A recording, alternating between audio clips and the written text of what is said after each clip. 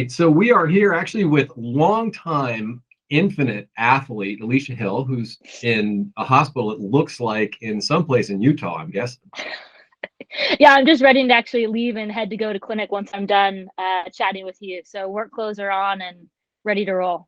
Nice. My daughter's a nurse, so I'm very appreciative of the nursing group, especially over the last couple of years. So that's awesome.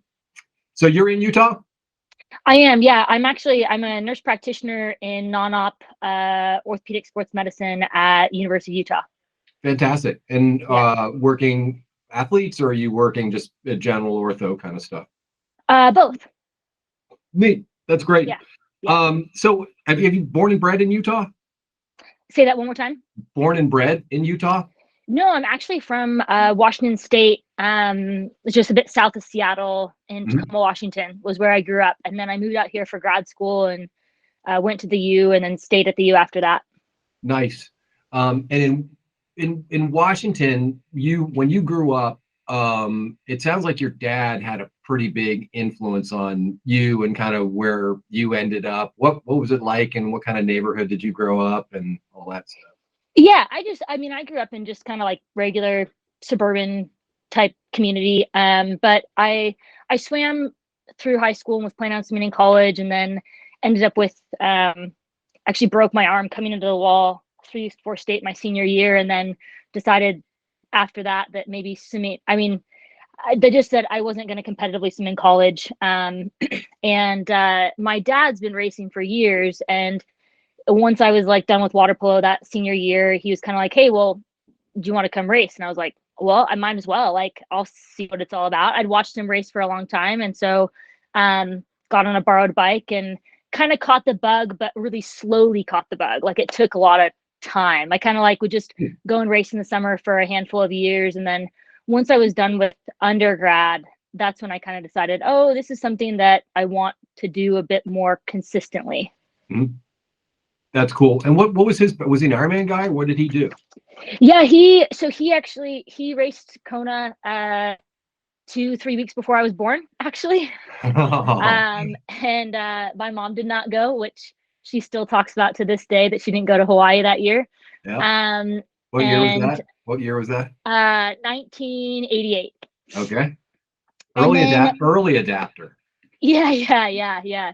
And then he mainly does Olympic stuff still to this day. Once he was kind of done, once he did Kona that year, he kind of backed off long course racing and just went to shorter course racing, some injury stuff. And then now he's 67, 68 and still racing. He'll head to Abu Dhabi in November for World Champs. So he still does just USA Triathlon short course stuff. That's awesome. For age group, yeah. So you were a swimmer growing up? Any other sports in there, or were you just pretty much a pool kid? Yeah, I did a lot growing up, and then when I got to high school, it was kind of like, okay, so swam, played basketball, and then ran track my freshman year. I never was very durable running because I swam so much growing up. And then my sophomore year, I was like, I'm going to focus more on swimming. I did run, but then got a stress fracture in the spring. And so then my senior year was just straight up just swimming and water polo. And then when I decided that I wasn't going to swim in college, it was kind of like, okay, so now what? And then since then have slowly built up durability running wise. And it takes a while to do that. It doesn't happen quickly. It does. And swimmers have such amazing cardiovascular coming into our sport that they tend to all of a sudden like, oh, I can run fast. This isn't very hard. I'm not very tired. And they tend to shake themselves apart a little bit. I've seen that a number of times with swimmers. Boy, they've just got the lung capacity and the VO2 just to come in and really do well right off the bat. Yeah. It just the durability in terms of both the muscular tendon relationship plus bone durability. It isn't quite there yet. Mm-hmm. No, I completely, and you having that experience probably, I'm sure, helps you with your athletes, because the one thing I notice with athletes is that they all want to do more. they all want to go long. Yeah. And it does take a while to build up the connective tissues that you're able to actually do the training. So yeah, good, smart. So As far as your racing career, when did you start winning races? Like right out of the bat? Yeah, I mean, yeah, in terms of just like, the local and then age group type races. And then again, it wasn't till like after college, and I was like, oh, I think I want to like do some long course and see kind of what it's all about. And then it again took a few years in terms of like a bit of overtraining, some muscular tendinous issues in terms of injury wise. And then when I started grad school, it was kind of like, well, I'd done a whole season of long course age group racing and was either getting first or second like top age grouper, and it was like, okay, so now where do I go from here? And I kind of thought, well, I'm gonna just take my pro card and race professionally while in grad school, which was an interesting balance, and yet it's still an interesting balance to race professionally now while working full time, especially working in medicine. So it's an interesting balance. Yeah. I don't know how you do it. It's amazing. Yeah, there's not a lot of time outside, and there's obviously not your race selection. You learn more and more every year in terms of how much you can take on at any given time. And working in medicine, sometimes it's a bit unpredictable in terms of what your day to day is gonna look like. But I work in, again, outpatient clinic, so it's not like crazy unpredictable like inpatient can be. But you kind of learn, I think, year after year, a little bit more about yourself, as long as you learn the lessons that maybe didn't go so well the year prior or a couple years prior, in terms of whether you overcooked, whether you strung few too many races together. And what's been really interesting the past couple of years is just that with no racing with COVID, and then coming back to racing and having been working that whole time, you forget a little bit. You get really excited to go back and race and ramping up training and such, and you forget the simple lessons that you've already learned before, in terms of like just the bit of warning of like, oh, my bit overcooked, do I need to back off a little bit? And then when can I push? And how closely together can I race and still have good solid races and be recovered to race and recover to get back to training, when you have basically you race on a Sunday, you fly back Sunday night, and you go to work the next day. So it's an interesting balance, and I've the more you do it, the more you finesse what works for you, in terms of you just get to where is a good spot for you. Was there somebody that guided you through that process, or somebody that you looked up to or emulated, or somebody that took you under their wing and just said, hey kid, this is kind of how it goes? Or did you have that benefit? Yeah, I've worked with the same coach for a while, and so she's known me for a long time. Actually, has known me since college. Nice. And I swam with her. I swam masters in college just because I still enjoyed swimming a lot. And so she's known that I like to push the envelope a lot. And but I always like to be honest with her when I'm like, oh, I'm getting a bit cooked, and like I be honest with myself in that. And she can tell sometimes when I'm getting a bit overcooked. But you can also, if you really like to push the envelope, you sometimes can hide it a bit from yourself and others that you're pushing a little bit too hard. So it takes a lot of, again, like finesse and balance and conversations. And I went through a really big injury last year. I had a stress fracture in my talus, which is a pretty dangerous spot to get one. And I still continued to run on it, thinking everything was fine, and ignored it pretty well, which was not very smart. And so I hid it even from myself, even though I knew it didn't feel right. And so we've worked together for a long time. And so she knows my personality and how hard I like to push. And so we do schedule rest periods and such. And if it's in the middle of a big, whether it's a training block into racing or a bit of a closer race block, like really having more frequent conversations in terms of where are things at. Got it. As far as your training goes. Are you a technical trainer? Do you look at stats? Are you looking at wattage? Are you a feel person? Are you because I mean I talk to all kinds of different people. Some people are very numerically oriented. They're just Yeah. numbers. I Yeah. wasn't like that. I was much more overall exertion, perceived exertion kind of person. Where do you fall in? And I'd love to hear how you talk about that, what you talked about, being going too hard with your athletes and how you kind of work with them and, share that experience.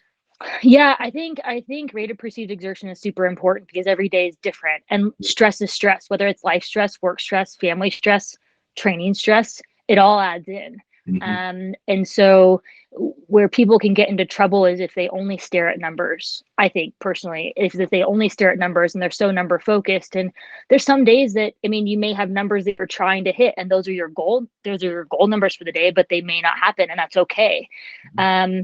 And you may even have a period where you're not hitting your numbers at all, but you're putting in the work. And then once you kind of pop into recovery, then you really pop on race day. So I'm definitely more of a rate of perceived exertion person. I think there's a range of numbers that in terms of that I mean, like I use in training in terms of whether it's pace or watts on the bike or whatever. But every day is different. Mm-hmm. So I think our rate of perceived exertion is super important. And that's what I even talk about with my athletes that I treat in terms of when someone's coming through like an overtraining period or they're coming out of a a bony injury like a stress fracture, is that numbers aren't always reliable because again, stress is stress and you've got all these different pieces of life going on, and it's great if everything else is going great, right? Mm-hmm. And then the only stress is training, but that's rarely the case for anybody. Like that's just not very common because that's not how life is. It's dynamic. There's always something out there. It's never like, oh, everything's free flowing all the time. I mean, that's pretty rare. Mm-hmm. It's almost like you have to be part psychologist with most of these people Yeah. most of the time. Just Yeah. chill. Yeah. Yeah. Well, and sports psych, I mean, like in terms of, and in terms of myself, like I worked with one last year through everything that I went through last year. And I don't think that I can actually say that I wouldn't be the same provider or the same athlete that I am today if I hadn't taken the time and put in the work and done that, because you really can formulate some really good tools to help you through moments of that aren't that awesome or races that aren't that awesome or um, even just periods of life stress, and better compartmentalizing things so that it doesn't bleed as much into training as it would have otherwise, training or racing. Because if you can't separate things, then again, stress is stress, right? So I can't say enough good things about sports psychologists. Like they're a uh, pretty integral part to racing. The brain's pretty powerful. So yeah, just racing and training sports psych is it's a continually evolving aspect of entering into the race world, but man, super important. Yeah, I completely agree. I find that my running, I always can gauge pretty well on heart rate. That's that's a pretty, but the bike is always one that's hard. I just find that um it just happens different days. I perform differently. The other thing is that over a period of time, because I raced for so long, is that I raced for PRs, and then you get old and there's no more PRs that you're going to have. So you're Yeah. left, okay, you got to get your bearings and figure out why Yeah. you're racing again. And Yeah. as we get older and maybe transition from age grouper to pro and then from pro back to masters, we have to constantly reevaluate why we do this sport because it's hard. And Right. I used to do it as relaxation, and then it got to be to the point where it was training. And there's a difference between just riding your bike and training. Now I ride my bike. I don't really train much anymore. And Right. it's really helped my mentality and being able to just get out there and do it, because your mind just does mess with you to the point Yeah. where it's not good. Yeah. Well, and even regardless, I mean, like regardless of what of any level of athlete, there also has to be times of the year where you do just go out just to be active. Like you have to be able to turn that side of your brain off so that it doesn't get overused and overcooked. And you have periods of the year where you really are just going out to get fresh air and be active and not train towards one thing in particular. You're being active to stay healthy and keep that connective tissue balance and bone balance there, so that when you ramp back in, you're ready to go. But you can be that much more ready to go if you don't keep that type AAA part of your brain turned on all the time, which is hard for somebody to turn off when that's how they're built and wired. Yeah. I didn't have the talent. I had the head, but no talent. I'm wired. I think a lot of us are wired that way. Yeah, I think a lot of us either should have been triathlon or 12-step program, one of the two. It's pretty much it. So as far as your career goes, do you have a favorite race out there? One that was, I love that place. Yeah, I've gone back to, I actually just got back from Augusta, Georgia a couple weeks ago, and I've gone back there a few times. And I don't know, there's something about that community that is pretty awesome. They're just so welcoming, and I like the course. The bike's a bit, it's rolly. It kind of rolls through like some, not farm type roads, but like just a bit more out there, and like just open trees and not lots of city riding. But then the run takes place downtown, and you loop through downtown multiple times, and the community really comes out for it. So I always like going back there, and I usually have good days when I go there. So yeah, I that's one that I like. I like going back to Victoria, Canada, because it's close to where I grew up, and so it feels like a hometown race. But they haven't had a pro field for a while, so haven't been there in a while. And then they actually have one that's not too far from where I grew up in Washington State now, but they still haven't had a pro field yet. So I'm hoping that those are on our list for next year. But Augusta's always one that I really do enjoy for one reason or another. That's neat. And didn't they do a Powerman down in that? Wasn't one of the original Powerman, the Duathlon, the long distance Duathlons? I think they did one down around there. Oh, I don't know. Yeah, this is a long time ago. A bit before my time. Yeah, I'm not sure. So I see that you were national champion in 2006 in Duathlon. Yeah, I was. That was the first year that I turned pro. Yeah, no. Hold on. 2006? I think 2016. Yeah, 2016. Yeah, that was the first year that I started racing professionally. Yeah. That is amazing. That's just such a hard sport. And triathletes don't understand how hard a sport that is. Duathlon is brutal. Good. I mean, yeah, so hard. Yeah. It's interesting because it also gives you like, if you like to run, it's awesome. It is. But that second run hurts. Yeah. So bad. Yeah, I did the Saturn race up in Columbus a bunch of years, and that was nationals, and that's a really, really hard sport. Yeah. So looking towards this next year, what are you looking to head towards? What's on the docket? Yeah. So I just came off Augusta, got fifth there, so decent performance for me. Yep. And then I'm racing Cabo in a week and a half. Sweet. Or like a week, I guess. And then I'll be done for the year, time to kind of shut down and reset. And then I haven't formulated my race list for next year. I'd like to qualify for world champs. That'll be the goal. And then just a smattering of 70.3s throughout the year will probably be the plan next year. But cool. Ideally race in Finland. I don't have my spot yet, but hopefully that'll be on the docket. Nice. Talk a little bit about your nutrition, if you wouldn't mind. And I know that you've been an Infinit person for 7 years. How do you handle your lead up into race day, and kind of what's your protocols? Yeah. I created a custom daily hydration a few years back, where it's a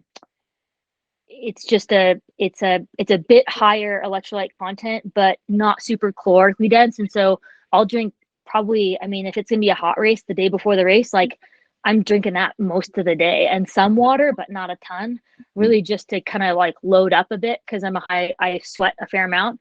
I and then on the bike, like I guess then pre-race the day morning, I'll drink a bottle of speed. And then on the bike, that's what I drink as well. I've customized it before and mess with electrolytes, and both I feel like are good in terms of the preset speed blend. And then also you can also customize it for like a hotter race. Either just depends on kind of race conditions, but doing one of those, and I drink that on the bike, and then a bottle pre-race. And then I do, in terms of what's on, I'll use the tripwire as my gel on the bike and gel on course. And then also just roll through the aid stations and grab Coke. Yeah, no, that Coke, you got to go. It's hard to carry all your stuff with you when you race. So it's you like to have like what you like, right? And you use that in training all the time, but then you also have to, like, if you lose a bottle off of the bike, you got to be able to grab what's there, right? Because you got to be a little bit pliable, even though none of us would like to be pliable. Well, and the other thing is that women don't, guys don't have a problem with carrying fuel belts for whatever reason. I think it's just the way our hips are shaped, or just different. And most of the women I talk to don't anatomically like the way those things ride up. So you don't really have the ability to carry 30 ounces, 40 ounces of concentrate on your body, which I can't, which is kind of a benefit, actually. And they're heavy, they ride funny. It's different if you're going to go do a trail marathon or even farther and do like a 50 mile or whatever, and like you've got your bottles in the front and you've got a vest and all that. But like, I mean, how fast half iron racing is, like, you don't want to be carrying any extra weight with you on the run. Like, you want to be able to just blow through and go. But then the nice thing in terms of like, if you've got a little bit of a sensitive gut and you can put like 2 bottles on your bike, if you've got your preset blend of what you like, depending on how quick you're moving on the bike, you only need 2 bottles. Yeah, right. Unless it's a really hot course. So that's the benefit of being able to customize to what you need and what you want and what sits well. On the bike, it's easy. On the run, a little bit more pliability is needed most often. Unless carrying isn't a big deal, but it gets heavy. Yeah, it gets old. Carrying something in your hand is just like, I don't want to carry this anymore. Yeah. Interesting. So you don't use protein currently, but you're not really racing anything longer than your bike rides are 215, 230 range, right? Right. Yeah. Usually more like, in the 220 range. So I don't race with any protein. And then you're only racing for like, under 420. So I don't end up using any. No, I use caffeine. So I use the tripwire. Okay. So I do a mix of semi-solid and liquid, but no protein. My gut just doesn't tolerate it super well. I'm better off with a higher electrolyte content and less heaviness to it. I'm sure that may be different if I was racing longer, but when you're only out there for under 4 hours and 20 minutes, I haven't found that my body likes it or needs it. There's always an inclination for people to go longer, half, full. Do people pull at you? Well, when are you going to do an Ironman? When are you going to, that kind of things? Yeah, I've been asked a few times, but honestly, in terms of like, if you're working in medicine full time, I may at some point. I don't know. But and then the other thing too is if I'm continually getting faster at a half distance, I'm not really ready to make that jump. But I suppose if I start getting slower at half distance, like if I'm not making gains and moving in the right direction, then maybe I'll try a full.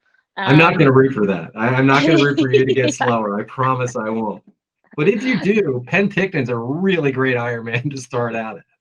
I've heard really good things about Penticton. That's where my dad would always race because of proximity to where I grew up, and then he raced Kona. So I've heard good things about Penticton. Yeah. It's fantastic. It's absolutely fantastic. Yeah. So you look at yourself 3 years from now, where are you? Gosh, that's such a good question. That's such a good question. God, my husband even asks me sometimes, he's like, oh, 5 years from now, 10 years from now, where are you? What are you doing? And I'm like, I 5's too really far haven't. away. 3 is actually kind of close enough that I you have know to answer. three's a little bit closer. Yeah. I honestly, I think we'll still be in Utah in 3 years. I think I will still be working for the U in ortho sports med, and I probably will still be doing. I don't think 3 years will be too different. Now, 5 years, like maybe there'll be some change, but I mean, life's pretty good right now. I don't have really many complaints. So good to hear. So yeah, I think 3 years I'm probably going to be pretty similar to where I am right now. Maybe I'll race a little bit more and work a little bit less. I'm not sure, but that would be probably the only change I would foresee in terms of 3 years, which, yes, you're right, is way closer than 5 or 10. It is. It's a great question to ask. And the other thing is that the dynamics of the way the endurance community is changing dramatically right now. Yeah. And with the rise of gravel, it's really changing. I think 3 to 5 years from now, the whole endurance world is going to be in a really different place than it is right now. Yeah, I wouldn't doubt that. Yeah, it's very interesting it seems like endurance sport, when I first got into it, it stayed the same for a little while, and then in the last like 5 years or so, maybe even last 3 years, really like since COVID to now, things they've been a bit different. They've changed a lot. So I would not doubt that. I think there will be a lot of changes. I don't know what they'll be, but I think that things will change and morph a bit. Yeah, I agree. Well, it's fantastic to hear that you're doing well. And your football team's pretty darn good, I might add. As a graduate of The Ohio State University, I must say that Utah's really good these days.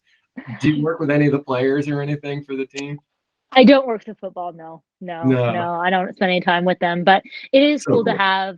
It is cool to have everyone gets really hyped up for the football game and or football games, and there's tailgating outside they set it up outside where I swim, which is down the road from the U, and it's cool to feel that energy and feel that vibe. People get pretty excited. So yeah, I know. I'm a college football head, then totally. All right, Alycia, thank you. I really appreciate your time. It looks like you need to go get to work. So we will be in touch. If there's anything we can do for you, just let us know, okay? Sounds good. Good to talk with you, Michael. Thank you. Bye. Bye. See ya.